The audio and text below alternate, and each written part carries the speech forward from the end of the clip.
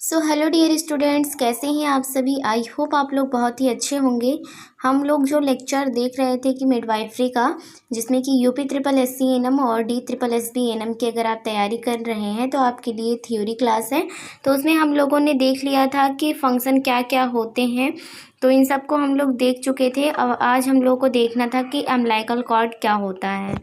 तो अगर आप लोगों ने कॉपी पेन लेकर रखा है तो अच्छी बात है, कॉपी पेन के साथ बैठिए, आपको वीडियो अच्छे तरीके से समझ में आएगा।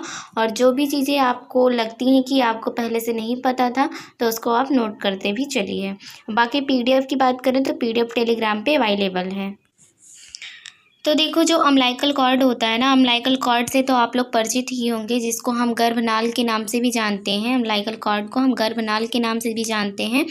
तो अम्बिलिकल कॉर्ड किस में पाया जाता है कि बच्चों में पाया जाता है। अम्बिलिकल कॉर्ड ही एक ऐसा हम कह सकते हैं कि एक ऐसी सुविधा होती है, एक ऐसा यंत्र जान लीजिए होता है जो कि बच्चे में क्या करता है कि प्लेसेंटा जो माँ होती है, माता से बच्चे में जो आदान प्रदान होता है, जैसे कि ऑक्सीजन का हो गया या फिर ले लीजिए किसी भी भोज्य पदार्थ का हो गया, या फिर मतलब जो भी कुछ अगर उसकी जीवनचर्या चलती है, बच्चे की जीवनचर्या चलती है, तो वो गर्भनाल अम्बिलिकल कॉर्ड के थ्रू ही चलती है।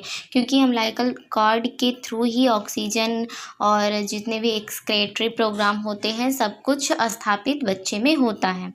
तो अम्बिलिकल कॉर्ड होता है, इसको हम आल्सो कॉल्ड फ्यूनिस, मतलब इसको हम फ्यूनिस के नाम से भी जानते हैं। कहीं कहीं ये भी दे देता है कि फ्यूनिस क्या होता है, तो आप कंफ्यूज मत होना। अम्बिलिकल कॉर्ड को ही हम फ्यूनिस भी कहते हैं, गर्भनाल भी कहते हैं, तो ये सब कहते हैं। डेवलपमेंट इसका कहाँ से होता है, तो बॉडी स्टॉक से ही होता है। बॉडी से ही जो बच्चे का जो बॉडी होता है उसी से ही इसका निर्माण होता है। अच्छा, इसके लेंथ की बात करें तो लेंथ जो होता है वो 30 से 100 सेंटीमीटर के बीच में होता है, लेकिन जो औसत सेंटीमीटर बच्चों में देखा जाता है वो 50 सेंटीमीटर देखा जाता है। अगर शॉर्ट कॉर्ड है, अगर 30 सेंटीमीटर किसी भी बच्चे का जो अम्बिलिकल कॉर्ड है या फ्यूनिस है या गर्भनाल है, अगर वो 30 सेंटीमीटर से कम है तो उसको शॉर्ट कॉर्ड के नाम से जानते हैं।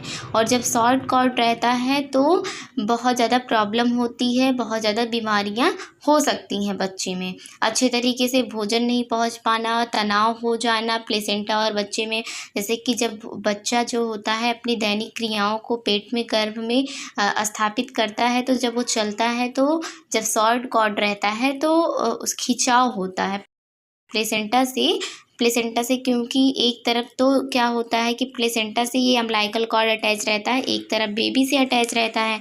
तो जब अपनी दैनिक क्रियाओं को हलचल वो करता है तो वो हलचल नहीं कर पाता, इससे खिंचाव होता है जिससे बच्चे की मृत्यु भी हो जाती है। अच्छा, अगर लॉन्ग कॉर्ड रहता है तो क्या समस्या होती है। लॉन्ग कॉर्ड जब होता है तो 100 सेंटीमीटर से ज़्यादा, अगर किसी भी बच्चे का 100 सेंटीमीटर से ज़्यादा अगर है अम्बिलिकल कॉर्ड तो उसको हम लॉन्ग कॉर्ड के नाम से जानते हैं। उसमें क्या होता है कि जब बच्चा अपनी दैनिक क्रियाओं को करता है तो जब ये बड़ा रहता है तो उसके गले में फंस जाता है, या फिर जब बच्चे की डिलीवरी होती है तो भी क्या होता है कि बच्चे के गले में फंस जाता है जिससे बच्चे की मृत्यु हो जाती है। तो ये होता है कि लॉन्ग कॉर्ड और शॉर्ट कॉर्ड होने से हानियाँ ये हो जाती हैं। अब क्या होता है इसको देखते हैं। यदि एक आर्टरी प्लस एक वेन हो तो उससे बच्चे के अंदर किडनी से रिलेटेड, मतलब किडनी जो होती है, ब्रिक जो होता है, उससे संबंधित बीमारियां हो जाती हैं, जिसको हम क्या कहते हैं, रीनल एनॉर्मलीज कहते हैं या फिर कॉन्जेनाइटल एबनॉर्मलिटीज़ कहते हैं। तो कॉन्जेनाइटल एबनॉर्मलिटी का मतलब होता है कि जन्म दोष, मतलब जन्म से संबंधित जो ऐसी बीमारियां जो जन्म से ही हों, बाद में जन्म के बाद ना हुई हो, जन्म से ही हो, तो उसको ही हम कहते हैं कॉन्जेनाइटल एबनॉर्मलिटीज। अच्छा देखो, सामान्यतः क्या होता है कि 2 आर्टरी और 2 वेन अम्बिलिकल कॉर्ड में होता है, लेकिन क्या होता है कि 16वें वीक में अम्बिलिकल वेन जो होता है वो नष्ट हो जाता है। ठीक है, अम्बिलिकल जो वेन होता है, एक अम्बिलिकल वेन वो नष्ट हो जाता है, तो बचता है 2 आर्टरी और एक वेन ही बचता है। तो मतलब कहने का मतलब 3 वेसिकल्स इसमें स्थापित रहते हैं। लेकिन जब क्या होता है कि किसी कारणवश एक आर्टरी और एक वेन ही रह जाता है तो इससे बच्चे के अंदर प्रॉब्लम आ जाती है। अच्छा, इसके डायमीटर की बात करें तो डायमीटर जो होता है वो 1.5 सेंटीमीटर का इसका डायमीटर होता है। कितना होता है? 1.5 सेंटीमीटर का इसका डायमीटर होता है। अम्लाइकल कॉर्ड में जो वेसिकल्स के ऊपर, वेसिकल्स को हम पुटिका भी कहते हैं, अम्लाइकल कॉर्ड जो होता है उसको गर्भनाल कहते हैं। तो गर्भनाल में जो पुटिका के ऊपर जेलेटिनियस सब्सटेंस की कवरिंग होती है। जेलेटिनियस सब्सटेंस मतलब होता है कि एक प्रकार की जेली होती है, एक प्रकार की जेली होती है, वो उसी पे लगा होता है। तो उसे ही हम वाटसन जेली कहते हैं। उस जेली को क्या कहते हैं कि वाटसन जेली कहते हैं। एक प्रकार की जेली होती है, सुरक्षा प्रदान करने के लिए लगी रहती है। अब क्या होता है कि फीटस को हम किस तरीके से कितने सेंटीमीटर पे बांधते हैं। देखो, जो फीटस और हम जो क्लिप होता है जब बच्चा पैदा होता है, तो जैसे कि ये फीटस हो गया और ये हो गया प्लेसेंटा। तो जब ये पैदा होता है तो क्या किया जाता है कि प्लेसेंटा से 2.5 सेंटीमीटर दूर पे और जो फीटस होता है उससे 2.5 सेंटीमीटर की दूर, मतलब जो पहली क्लिप लगाते हैं, 2 क्लिप लगाया जाता है। तो जो पहली क्लिप लगाते हैं हम प्लेसेंटा से, जैसे जो बच्चा रहता है, जान लो बच्चा ये है, तो यहाँ से हम 2.5 सेंटीमीटर मापते हैं और 2.5 सेंटीमीटर पे एक क्लिप लगा देते हैं। एक क्लिप आप देखते होंगे कि अगर आपने हॉस्पिटल में काम किया होगा तो आपको पता होगा कि क्लिप किस तरीके से होता है, या फिर आप लोग गूगल पे भी सर्च कर लीजिए कि अम्लाइकल कॉर्ड कटिंग क्लिप, तो वो भी दिखा देगा, ब्लू कलर का रहता है।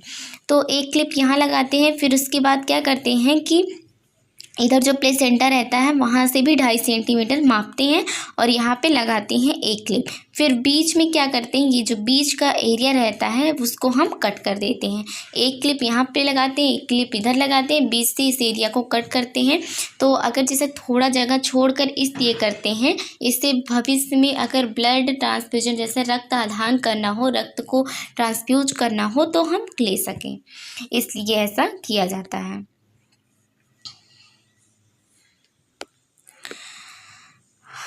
डेवलपमेंट ऑफ फीटस, फीटस का किस तरीके से डेवलपमेंट होता है, अब उसको देखते हैं कि डेवलपमेंट ऑफ फीटस, फीटस का किस तरीके से डेवलपमेंट होता है। तो जो देखो क्या होता है कि जो फीटस में लेयर होती हैं, तो 8 वीक के बाद जो प्रोडक्ट होता है, जैसे कि 8 सप्ताह तक हम जो गर्भ में जो पल रहा होता है उसको हम फीटस के नाम से जानने लगते हैं। और फीटस जो होता है वो 3 लेयरों से मिलकर बना होता है। किसने? 3 लेयर से मिलकर बना होता है। उसको भी हम देखते हैं कि किस तरीके से कौन सा लेयर होता है। तो इस तरीके से हम जानेंगे कि फीटस का लेयर सबसे पहले जो बनता है वो एंडो लेयर बनता है। कौन सा? एंडोडर्म लेयर बनता है, वो फर्स्ट लेयर होता है और ये सबसे पहले बनता है। इसके बाद आप लोग सोचते होंगे कि सेकेंड लेयर बनता है मेसोडर्म। तो मेसोडर्म जो होता है वो सबसे लास्ट में बनता है। तो मेसोडर्म को इंग्लिश और हिंदी में यही कहते हैं, तो आप लोग ज़्यादा वो मत करिएगा। तो मेसोडर्म जो होता है वो सबसे लास्ट में बनता है और एक्टोडर्म जो होता है वो जो सेकेंड में मतलब पहले जो होता है वो एंडोडर्म बनेगा, उसके बाद एक्टोडर्म बनेगा और सबसे लास्ट में मेसोडर्म बनेगा। लेकिन जो सबसे पहली परत होती है वो एंडोडर्म होती है, सेकेंड लेयर जो होती है वो मेसोडर्म होती है तथा थर्ड लेयर जो बाहर की लेयर होती है वो एक्टोडर्म होती है। अब हम बात करते हैं कि एक्टोडर्म क्या होता है, इसमें कौन कौन से फंक्शन आते हैं। तो एक्टोडर्म एंड इकोडर्म की बात करते हैं, तो ये सबसे आउटर लेयर होती है। आपने देखा ही कि सबसे बाहरी परत को ही हम एक्टोडर्म या इकोडर्म के नाम से जानते हैं। ये जो परत होती है इसमें सेंट्रल नर्व सिस्टम मतलब केंद्रीय जो नर्वस सिस्टम है या पेरिफेरल नर्व सिस्टम जो पेरिफेरल नर्व सिस्टम है, इसको हिंदी में परिधीय तंत्रिका तंत्र या PNS के नाम से भी जाना जाता है। और जो हो गया और कौन सा है, पिट्यूटरी ग्लैंड जिसको हम पीयूष ग्रंथि कहते हैं, और हाइपोथैलेमस जो होता है, जो कि हाइपोथैलेमस एक ऐसा अंग है जो कि क्या करता है, ग्लैंड है, मतलब ये क्या करता है कि अगर कुछ चीज़ गर्म है ठंडी इन सब चीज़ों का एहसास कराता है। तो इन सब से बनी होती है। तो आउटर लेयर ये लेयर जो होती है सेंट्रल नर्व सिस्टम हो गया, परिधि तंत्रिका तंत्र हो गया, पीयूष ग्रंथि हो गई, हाइपोथैलेमस ग्रंथि हो गई, इन सब से बना होता है। और जो होता है इससे ही माउथ हो गया, मुंह हो गया, ग्रंथि हो गई, और सेलेवरी ग्लैंड, जिसको हम क्या कहते हैं हिंदी में, सेलेवरी ग्लैंड को क्या कहते हैं हिंदी में, आप लोग कमेंट में बताएंगे। और माउथ जो मुंह का पूरा एरिया हो गया। तो इस तरीके से हम कह सकते हैं कि हेड में जितने भी पार्ट होते हैं, मतलब एक सिर में जितने भी पार्ट होते हैं, सब इसी से बना होता है। नेजल कैविटी, नाकों की जो कैविटी होती है, वो सब क्या होता है कि एक्टोडर्म से बना होता है।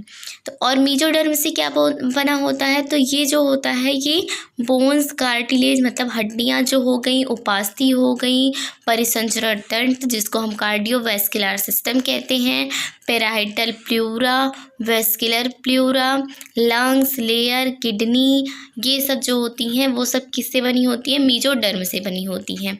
जेनाइटल ट्रैक्ट, वेजाइना, सर्विक्स के बीच का पार्ट, स्प्लीन, ये सभी मिलकर बने होते हैं। तो देखो जितने भी पार्ट होते हैं, जैसे कि हम जान सकते हैं कि जितने भी हेड के पार्ट होते हैं वो एक्टोडर्म, इकोडर्म की इस लेयर से बने होते हैं। और मेसोडर्म जो होता है, बोन्स वगैरह जो आ गया, हेड के नीचे का जो एरिया है वो सब इससे बना होता है। तो यही इंपॉर्टेंट था। अच्छा, पेराइटल प्लूरा आपको पता है कहाँ पे होता है? पेराइटल प्लूरा जो डायफ्राम होता है, ये देखिए डायफ्राम होता है, उसकी जो बाहर की लेयर होती है उसको पेराइटल प्लूरा कहते हैं, और जो अंदर की लेयर होती है उसको वेस्कुलर प्लूरा कहते हैं।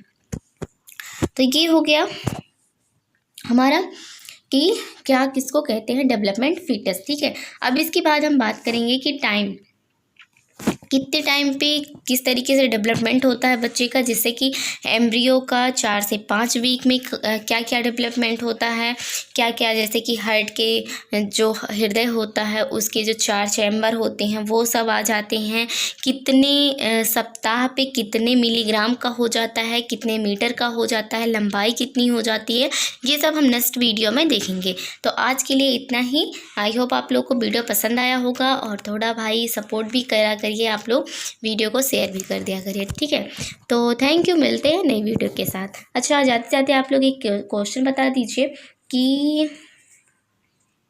एंडोडर्म जो, सॉरी मैंने तो क्वेश्चन आंसर पहले बोल दिया। अच्छा, एक्टोडर्म जो होती है वो कब बनती है, जैसे कि सबसे पहले कौन सी लेयर बनती है और सबसे लास्ट में कौन सी लेयर बनती है, तो ये आपको कमेंट बॉक्स में बताना है। चलिए मिलते हैं नई वीडियो के साथ।